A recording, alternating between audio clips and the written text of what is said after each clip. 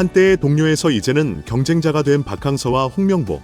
그들의 관계는 무려 25년 전 2002년 월드컵의 그림자 속에서 시작되었습니다. 당시 박항서는 홍명보에게 큰 도움을 주었지만 시간이 흐르며 홍명보가 국가대표팀 감독으로 선임되면서 이들 사이의 복잡한 감정이 다시 주목받기 시작했습니다. 일부 팬들은 홍명보가 박항서의 은혜를 잊었다며 분노하고 있습니다. 이제 그들의 관계는 새로운 국면에 접어들었습니다. 전문가들은 이들의 관계를 운명적인 악연이라 칭하며 과거에 드러나지 않았던 사실들이 하나둘씩 수면 위로 떠오르고 있다고 전합니다. 팬들은 이제 이 두 사람의 관계가 어떻게 전개될지, 그리고 그 속에 숨겨진 진실이 무엇인지 궁금해하고 있습니다. 플래시 TV에는 이 미스터리를 파헤치기 위해 깊이 있는 분석을 시작합니다. 축구계의 이방인이 된 박항서의 운명은 우여곡절이 많았습니다. 그는 한국 내 축구 경력이 사실상 막을 내리고 동남아를 떠돌며 삶을 이어가야 했습니다. 이러한 그의 처지는 2002년으로 거슬러 올라가는 깊은 불화의 뿌리와 연결되어 있습니다. 당시 히딩크, 홍명보, 그리고 박항서는 복잡한 관계 속에서 각자의 운명을 그려나갔습니다. 히딩크 감독은 2002년 월드컵에서 한국 대표팀을 이끌며 전술적인 혁신을 꾀했고, 이 과정에서 한국 축구는 큰 변화의 소용돌이에 휩싸였습니다. 기술적인 부족함을 지적받던 한국 축구는 히딩크의 지도 아래 전략적으로 큰 도약을 꿈꿨습니다. 히딩크 감독의 첫 국가대표팀 소집 훈련 이후 기자회견은 한국 축구계에 충격적인 파장을 일으켰습니다. 그는 한국 선수들의 기술 점수를 높게 평가하면서도 체력은 부족하다고 평가했습니다. 이 발언은 기술적으로는 우수하지만 체력이 부족하다는 지적으로 한국 축구의 자존심에 큰 타격을 주었습니다. 특히 한국이 체력과 정신력을 바탕으로 세계의 선진 축구와 맞섰던 과거와 비교했을 때 이 발언은 더욱 논란이 되었습니다. 그러나 히딩크는 이러한 비판에 굴하지 않고 선수들의 체력 강화에 집중하며 유럽 전지훈련을 통해 체력적 한계를 극복하려 했습니다. 그러나 체코와의 평가전에서 0대5로 크게 패하면서 한국 축구는 또다시 큰 충격에 휩싸였습니다. 이 대패는 한국 축구의 기술적 우수성을 의심하는 목소리를 더욱 키웠고 히딩크의 방식에 대한 비판이 쇄도했습니다. 히딩크 감독의 철저한 체력 훈련은 많은 논란을 낳았지만 그는 한치의 물러섬도 없이 이를 계속 추진했습니다. 특히 그의 체력 기준을 충족시키지 못하는 선수는 국가대표팀에서 제외시키는 강력한 조치를 취했는데 이로 인해 많은 논란이 일었습니다. 이 중심에는 홍명보가 있었습니다. 그는 한때 대표팀의 중심 선수였으나 히딩크 체제에서는 오랜 기간 동안 대표팀의 부름을 받지 못했습니다. 이 상황은 많은 이들에게 홍명보의 시대가 끝났다는 예감을 주었습니다. 홍명보 자신도 그 시기를 회상하며 자신이 대표팀에서 제외된 이유가 피로 골절로 인한 부상 때문이었다고 설명했습니다. 그는 자신의 실력 부족이 아니라 건강 문제로 인해 대표팀에서 빠졌다고 주장했습니다. 하지만 일각에서는 그것이 핑계일 뿐 실제로는 히딩크의 엄격한 체력 기준에 부합하지 못했기 때문이라고 주장했습니다. 이러한 상황 속에서 홍명보의 경력에 대한 의문이 증폭되었습니다. 과연 그는 히딩크의 체계에서 완전히 배제된 것일까요? 아니면 다른 이유가 있었던 것일까요? 홍명보의 대표팀 제외 논란이 계속되는 가운데 많은 매체는 그가 히딩크에 승선하지 못한 이유를 분석하기 시작했습니다. 주요 언론은 두 가지 주된 이유를 집중적으로 보도했습니다. 첫 번째 이유는 홍명보의 체력 문제였습니다. 히딩크가 추구하는 빠른 공수 전환과 전원이 참여하는 활발한 공격 및 수비 전략을 수행하기에 홍명보의 체력과 스피드가 부족하다고 판단된 것입니다.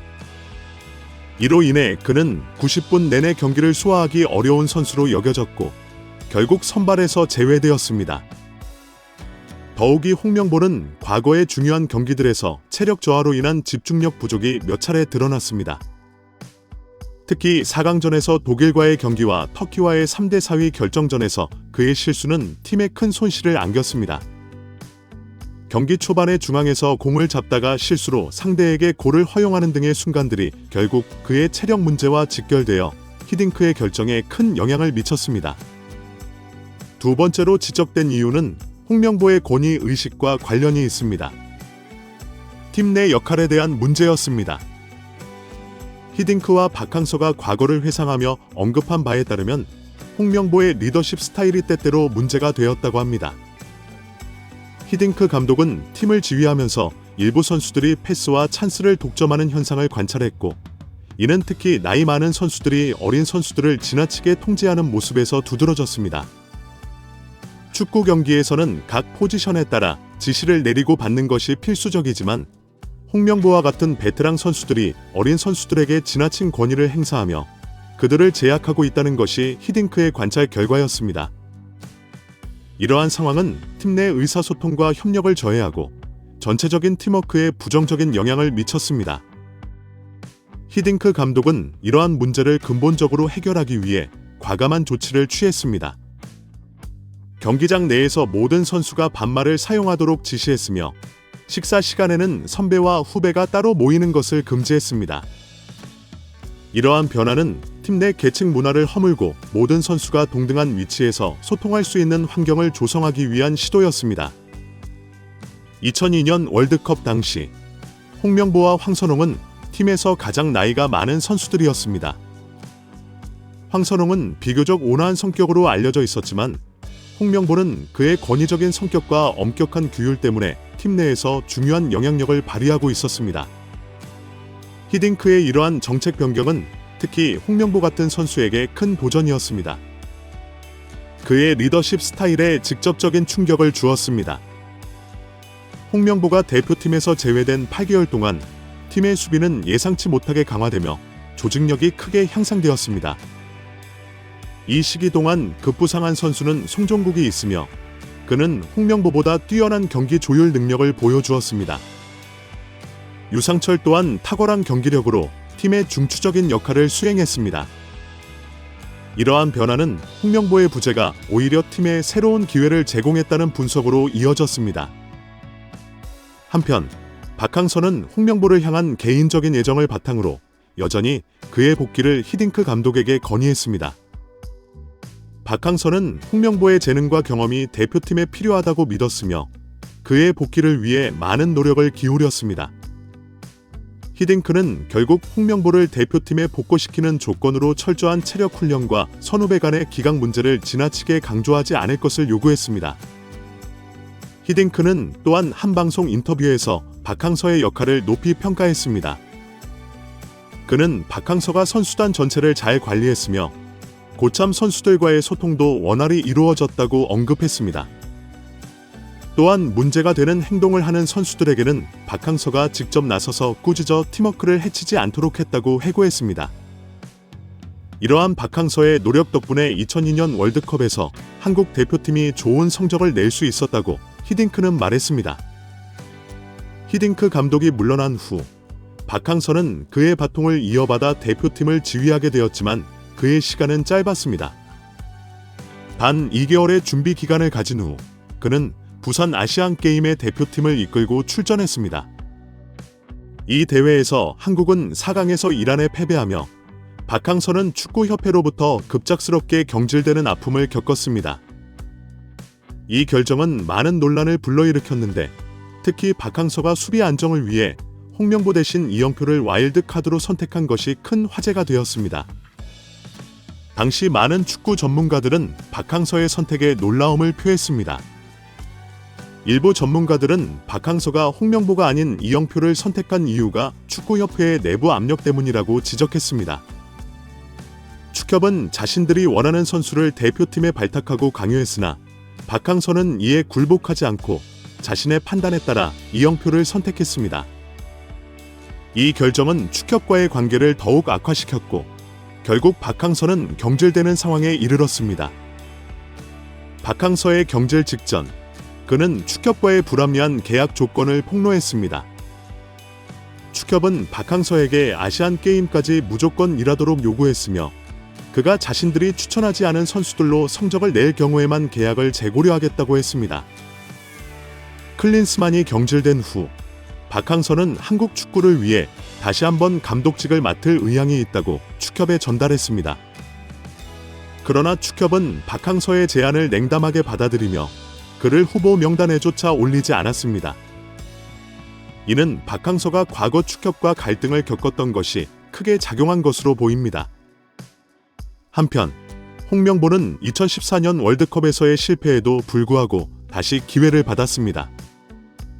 이는 박항서에게 큰 배신감을 느끼게 했으며 그는 자신이 홍명보를 감싸며 히딩크에게 추천했던 과거를 회상하며 분노를 감추지 못했습니다.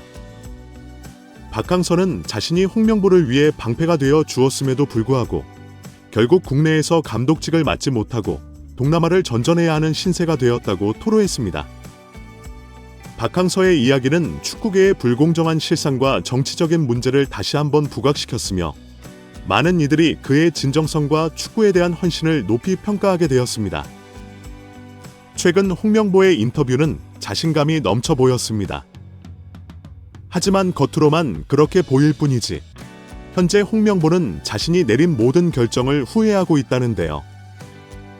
최근 축구계 인사들을 중심으로 홍명보가 감독직에서 물러날 수도 있다는 전망이 나오고 있습니다. 지금까지 뻔뻔하게 버티고 있던 그가 갑자기 이런 사태를 결정할 수도 있다니 쉽게 믿기지 않는 일일 텐데요. 그러나 이러한 가능성을 내다보는 데에는 다 이유가 있습니다. 가장 중요한 이유는 주변 인물들의 압박입니다. 최근 그와 절친했던 동료들이 모두 등을 돌리며 비난의 손가락질을 하는 것은 알고 있을 겁니다. 홍명보와 축협을 향한 비판에 동참한 인물들만 보아도 이영표, 이천수, 박지성, 이동국, 조원희, 박주호 등 축구계에서 이름이 널리 알려져 있고 팬들의 지지를 받고 있는 인물들입니다. 하지만 최근 또 깜짝 놀랄 만한 인물이 등장했습니다. 바로 히딩크입니다. 히딩크마저 홍명보에게 실망했다는 의견을 내놓자 자신이 가장 존경하고 똑같은 길을 걷기를 바랐던 홍명보 입장에서는 정말로 정신적 타격이 클 수밖에 없었을 겁니다. 애초에 홍명보가 수차례 반대에도 불구하고 대한민국 대표팀 감독직을 수락한 것은 바로 히딩크와 같이 한국 축구사에 있어 감독으로서도 레전드로 남고 싶기 때문이었습니다. 과거 홍명보가 신문사에 기고한 글에서 히딩크를 향한 존경심을 엿볼 수가 있는데요. 2012년은 나에게 도전과 성취 그리고 감사와 새로운 과제의 해였습니다. 연말이 되면 여러 곳에서 송년 초대가 쇄도합니다. 하지만 최대한 자제하는 것이 내 오랜 습관이자 원칙입니다. 한 해를 되돌아보며 다가오는 해를 차분히 계획하고 준비하는 것이 바로 이 시기에 해야 할 일이라고 믿기 때문입니다. 런던 올림픽에서 동메달을 획득한 순간은 평생 잊지 못할 것입니다. 이는 전적으로 나를 믿고 따라준 선수들과 아낌없는 응원을 보내주신 국민들 덕분입니다. 또한 내 이름을 걸고 설립한 장학재단이 올해로 10주년을 맞이한 것은 큰 보람입니다. 그 아이들이 자신감을 잃지 않고 축구장을 누비며 후배들에게 나보다 더 많은 노력과 정성을 쏟을 것이라 믿습니다. 내년부터 경기 중 사고 발생 시 대안적 십자사 등과 함께 응급조치를 실시하기로 한 것도 올해 나를 기쁘게 한 일 중 하나입니다. 2001년 이후 히딩크 감독에게 많은 것을 배웠지만 아직도 그에게서 배우고 싶은 점이 많습니다. 처음 히딩크 감독을 만난 것은 2001년 1월 울산 현대호텔 합숙훈련 숙소에서였습니다. 일본 프로팀 가시와 네이솔에서 활약하다 월드컵 대표팀에 선발되어 귀국했을 때였죠. 1998년 프랑스 월드컵 때는 코수염이 있었던 히딩크 감독이 울산에서 만났을 때는 없어서 인상적이었습니다. 국가대표팀 소집 첫날 저녁 숙소에서 만난 그는 한국에 대해 생소해하는 모습이 역력했습니다. 소집 둘째 날 개인 면담에서 그는 한국 선수들의 기본적인 부분을 존중하고 싶다고 말했습니다. 이 말이 아직도 제 귀에 생생합니다. 기본을 존중한다는 말은 쉽지만 실천하기는 정말 어렵기 때문입니다. 저는 부상으로 대표팀에서 이탈하는 등 우여곡절을 겪었습니다. 2002년 2월 어느 날 박항서 코치가 저를 불렀습니다.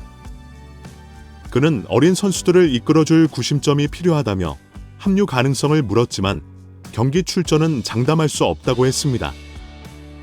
컨디션을 묻는 것은 당연하지만 단순히 분위기 메이커로 부른다는 말에 당황스러웠습니다. 하지만 정중히 답변드렸습니다. 현재 대표팀 베스트 멤버가 정해져 있고 저를 분위기 메이커로 삼으신다면 사양하겠습니다. 그러나 주전 경쟁을 통해 베스트 자리를 차지할 기회가 있다면 기꺼이 참가하겠습니다. 그렇게 해서 2002년 3월 초 월드컵을 3개월 앞두고 대표팀 유럽 전지 훈련에 합류했습니다. 9개월 만에 복귀였습니다. 저녁 식사를 하러 가다 히딩크 감독과 눈이 마주쳤습니다. 그는 미소와 함께 엄지손가락을 치켜 세웠습니다.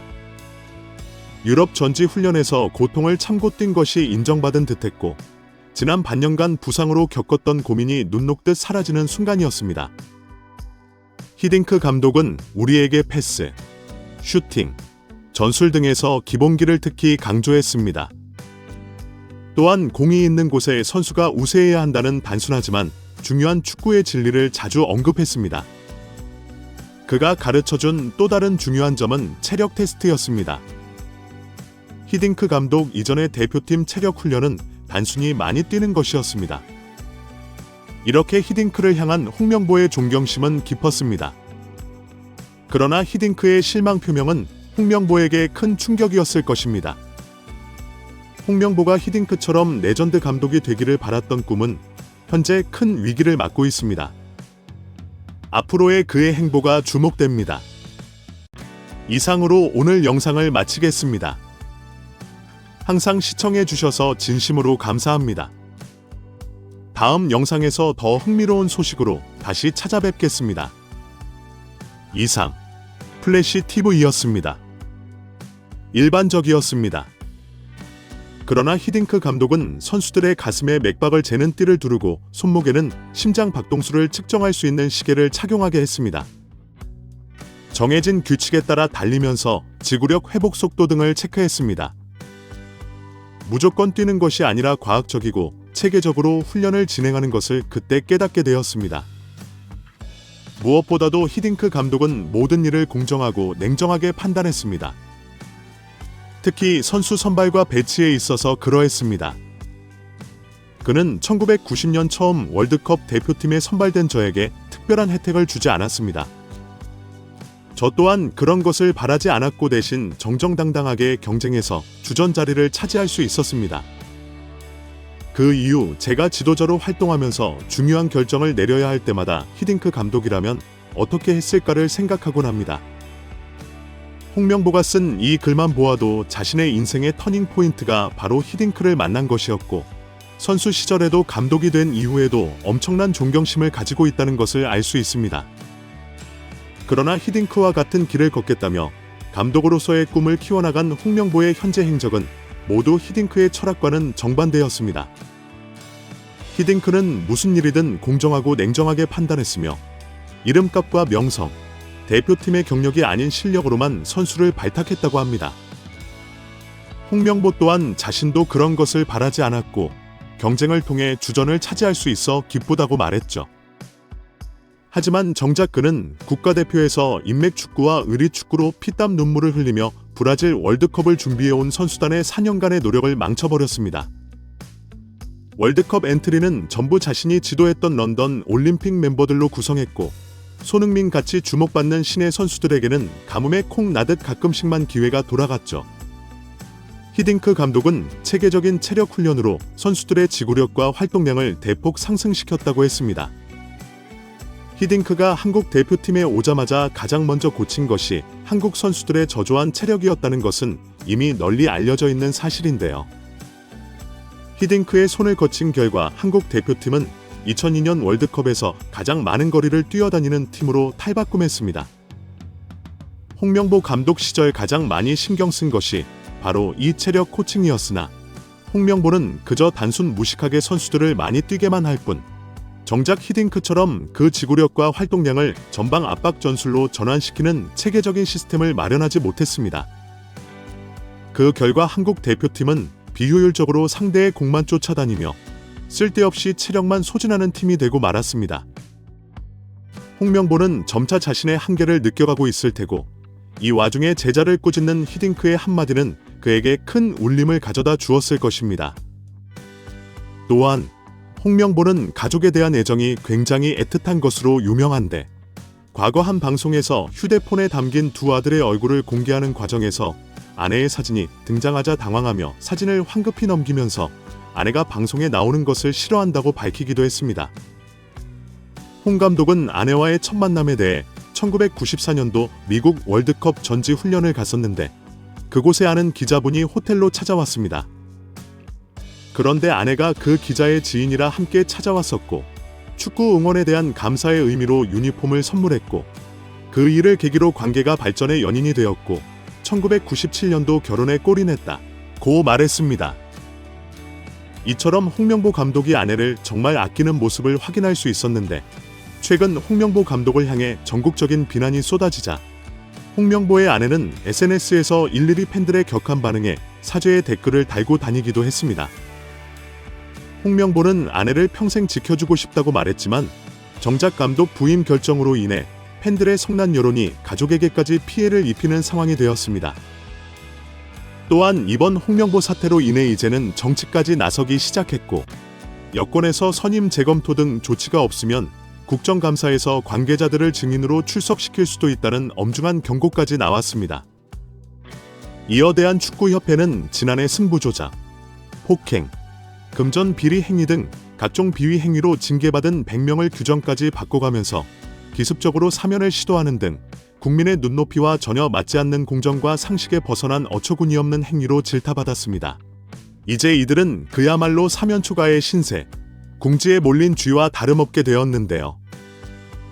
이런 상황에서도 아직까지 홍명보 감독이 감독 자리를 유지할 수 있는지 의문입니다. 모두를 위해서 다시 한번 감독 자리를 제고하는 것만이 살아남을 길일 것 같네요. 오늘의 긴 영상은 여기까지입니다. 매일매일 지켜봐 주시고 항상 팔로우해 주셔서 감사드립니다. 이에 대해 감사드립니다.